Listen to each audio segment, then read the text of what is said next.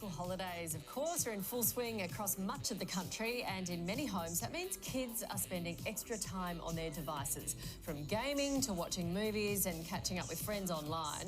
On average, it adds more than an hour of extra screen time each day. Get outside, my parents would say, but experts say parents shouldn't feel guilty, and it's all about managing kids' technology time, not removing it. Here with us, all the digital tips and wellbeing expert, Dr. Joe Orlando, joins us this morning. Hello. Thanks for joining us. How do you best regulate the time that kids spend on screens? Okay, so you can do it on the device. So most kids are on something like a tablet, like an iPad. So if you've got something like that, you just go onto settings.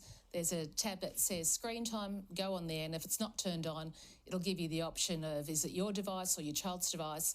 You just tap on, it's my child's device, and then you can regulate everything. The time they're on there, the content, whether they're online, searching the internet, that kind of thing.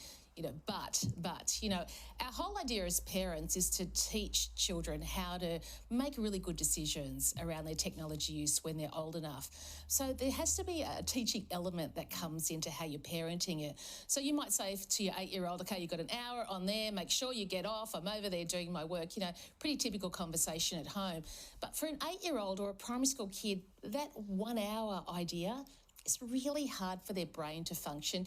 Even we need a watch or a clock to help us to manage the time. So I would recommend an easy way to start teaching good habits is to put a timer on the screen, or just like a big old-fashioned sand timer. That way they can watch their hour pass and it'll get to the point where, there's just a little bit of sand left. I can't play a whole new game. I'll do something else. So we want to teach them to kind of manage that and make their own decisions. That's such a simple way to teach that. So you say they shouldn't focus on how long their kids are spending on the screens, but actually what they're doing on there. We should be monitoring that? Yeah, absolutely. Time is one thing, but what they're doing on there is going to have a much bigger impact on them. So look at, we tend to think, cute cartoon characters, that's fine, that's for kids, but it's not necessarily. We've talked about free apps and, the advertising on there is not necessarily child-oriented. So when you're looking at new apps or games for your children to do, forget the characters, the cute characters. Two things you need to focus on. One, it's creative, they're getting them to do something, or it's problem solving. But it doesn't have to be buying an app. It could just say, here's your iPad, make a video of our family today. Okay. They're videoing, they might interview you, the dog's in tow, doing something really super creative. It's time consuming, it's free, and you can make it for grandma to watch. It's like a win-win, really creative value add way of using tech. Look, to be honest, as parents, we can't sit down with them and go through it all the time because we just don't have the time.